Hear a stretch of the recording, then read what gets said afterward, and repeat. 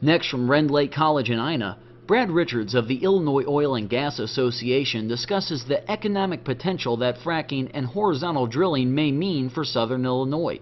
He also discusses the challenges that remain to be met before new wells can be authorized by the state. This runs about 17 minutes. My name is Brad Richards. I'm with the Illinois Oil and Gas Association. I'm going to give a talk here that does there's a little bit of redundancy, but I think it's worth reiterating some of what Tom said, particularly to try to make us all understand what the difference is between conventional oil and gas and unconventional.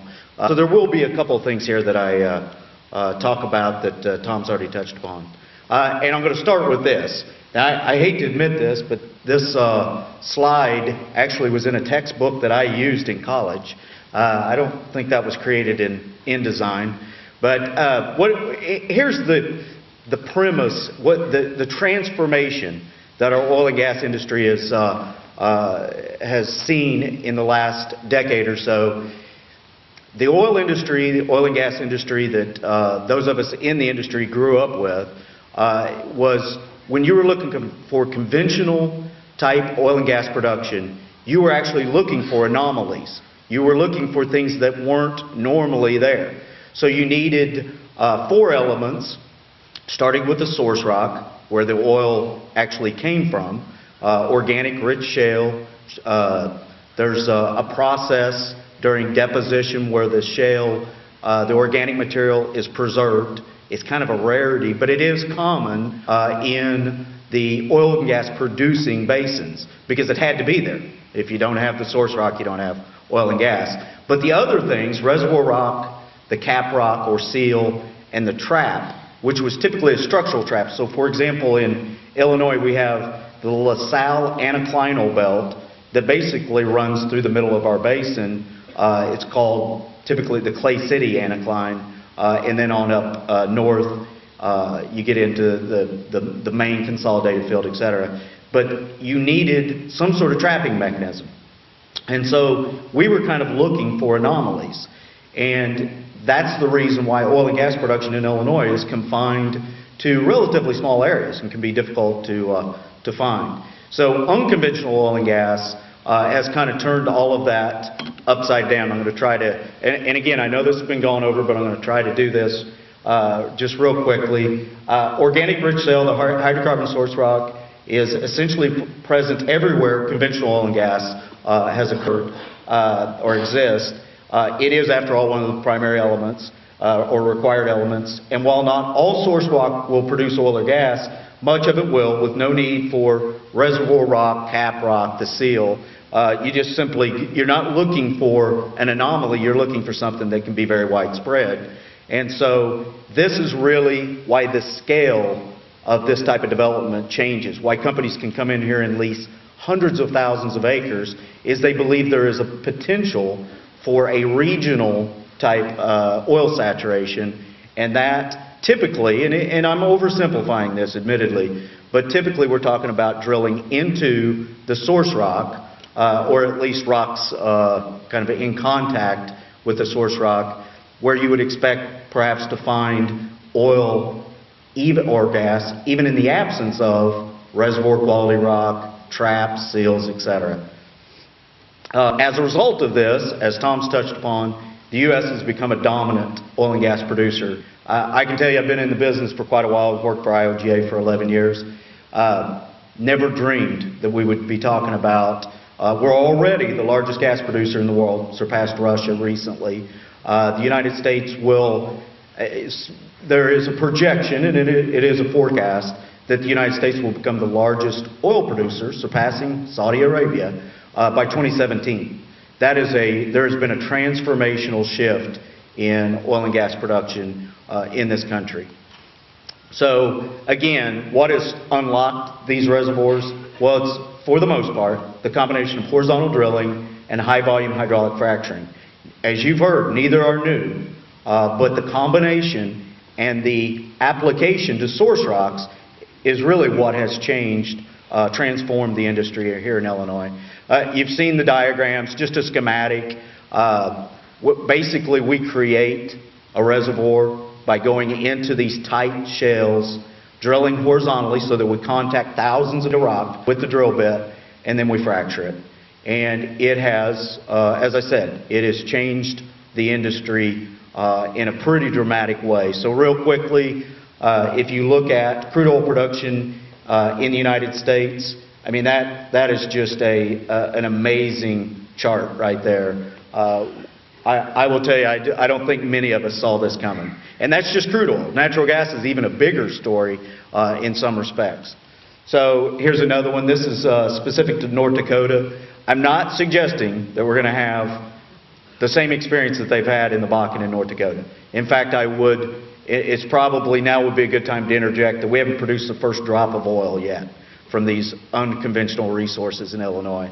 And it may not work.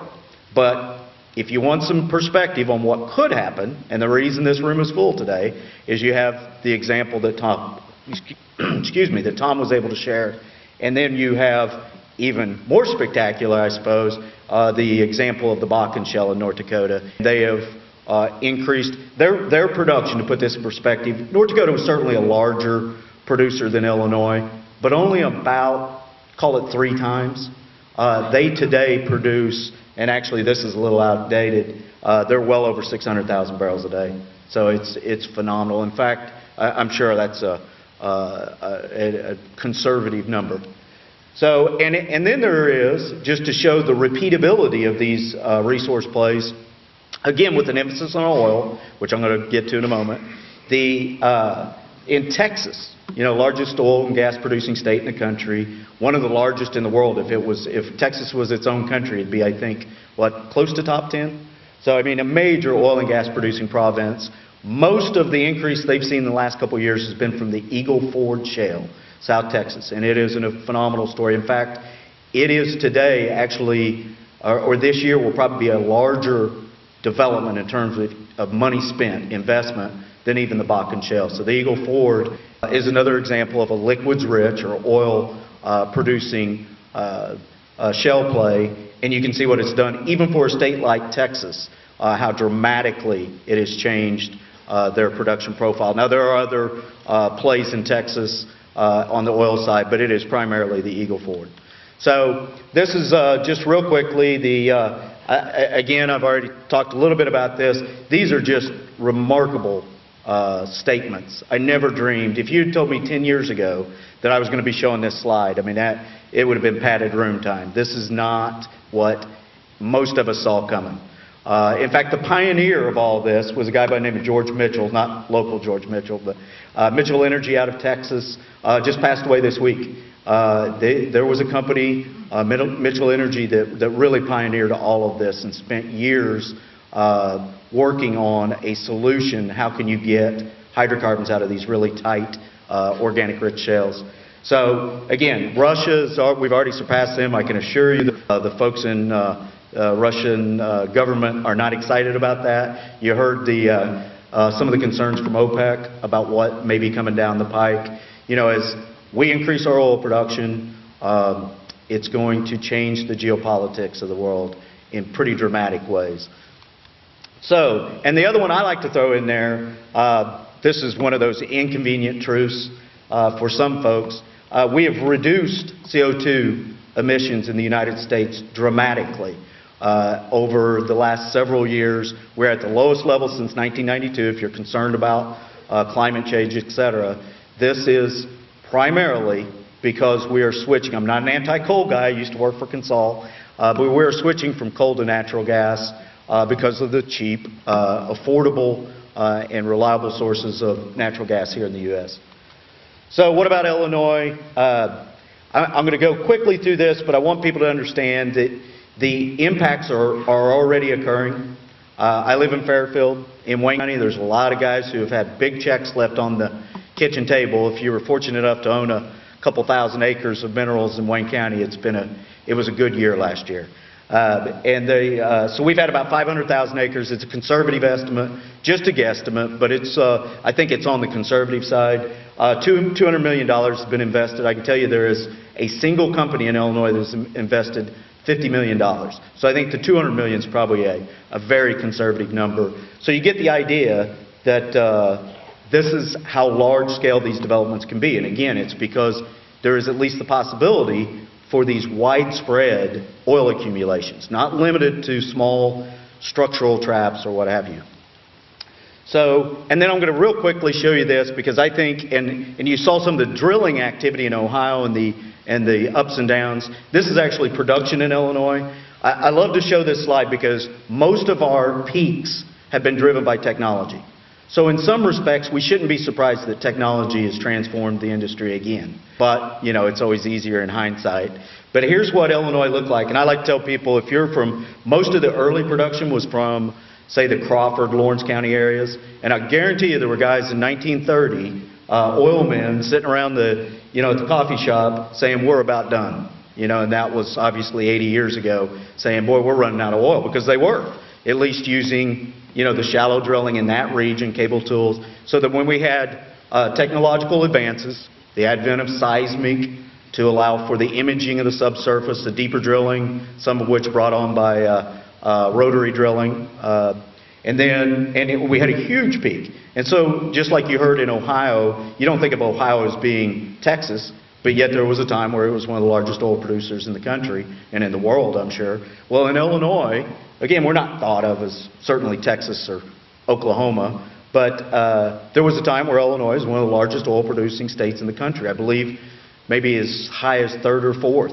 And it was because of technological advances. Then we had in the 50s, got to point this out, we had a significant increase in production because of water flooding and hydraulic fracturing. So again, you know, the technology has been around a long time. Admittedly, much larger fracture treatments, as have been described before. Had a little price-driven bump, but now, as we look here today, I would have told you, you know, certainly 10 years ago, shortly after I'd started working for IOGA, never contemplated that I would be able to retire from IOGA. I mean, that's just being blunt about it. I didn't think that the industry would be able to support a trade association with staff for the remainder of my career. If this play works, that won't be a concern anymore, because we could see significant increases. So this slide has already been put up there once before, but I think it's, again, one of those worth repeating. Maybe elaborate a little bit. It's kind of blurry, but this is the probably the key line here is the 0.6. This is a measurement of vitrinite reflectance, which is thermal maturity. The shales, the organic rich shales, had to have been buried deeply enough to have cooked out the hydrocarbons, to transform the organic matter into hydrocarbons. And the more deeply, you get into wet gas on into dry gas. But our basin, and this is something that I was asked to emphasize, the expectation is that this is an oil play. Now, you heard Tom from Ohio describe their experience that the oil window has not worked. We do have, and this is where it's important to caution, there are some unanswered questions, and we're in the exploration and science phase of this, and we're going to find out, but we do not know that this is going to work. Now, the reason we expect that it's an oil play, one, if it was a dry gas play, they wouldn't be spending millions of dollars. I can assure you that. They certainly don't expect that it will be dry gas, and if they find dry gas, it's probably a bad thing. Because simply the prices are so depressed. What we may have is something in between, heavier gas, maybe even condensate type plays, volatile oil. But we anticipate that this is going to be an oil play for the simple reason that that is what the thermal maturity of our New Albany shale would suggest. Except for the very deepest parts of the basin in extreme southern Illinois, except for those regions, we are at best in the oil generative window in terms of the thermal maturity of the shale. So, it remains to be seen. Here's where the leasing has occurred. I think most of you are probably aware of this, but I want to emphasize a couple things. There are a bunch of counties that have seen some leasing. Actually need to add or update this thing. Wabash and Lawrence, it's my understanding, have seen some leasing. Generally speaking, you've got I-70 here. On the southern tip, it's pretty much limited to as far south as the northern part of Hope and Johnson counties. I think it's probably just on the northern edges of those counties. Doesn't really, at least based on leasing activity, doesn't appear to go much further south than that. So, and then it goes as far west as we have a structural feature called the DuQuoin monocline where the New Albany thins rapidly. I would not expect that this play would go, I mean, it may go as far west as, say, eastern Washington County. Ironically enough, it doesn't go to Jackson County. I've spent a lot of time in Jackson County, but that's not where the leasing is. But that'll give you, and it does go into southwestern Indiana. In fact, I will tell you, with some of the regulatory uncertainty, we've seen an increase in leasing activity in Indiana because, frankly, the current environment there is a little more hospitable to those folks. So, and I want to emphasize this, the real core areas, because I know there's a lot of folks here that maybe are from the areas surrounding this. The real core areas are Wayne, White, Hamilton, and the counties that kind of surround that. That's not to say, I mean, for example, Williamson County has seen a lot of activity, leasing activity, but I really think where it has been most aggressively leased is kind of that core area, which is a little depot center in the basin, and it's also where they expect the oil generative part of this to be most pronounced or what have you. So I'm going to summarize here just real quickly. Horizontal drilling and high volume hydraulic fracturing has transformed our industry, may soon transform the Illinois industry, may. We have concerns over environmental impacts that have led to new comprehensive regulatory scheme. It was a tough fought negotiations, but we did come to an agreement. Environmental coalition, the industry came to an agreement. And here's what I'll leave you with. There are folks who want to try to tell you that you have to make a choice. You have to choose between the environment or oil and gas development. It's just a false choice. Responsible oil and gas development can fuel our economy, reduce our dependence on foreign oil, and even have some environmental benefits as well. So thank you very much. You're watching the Illinois Channel.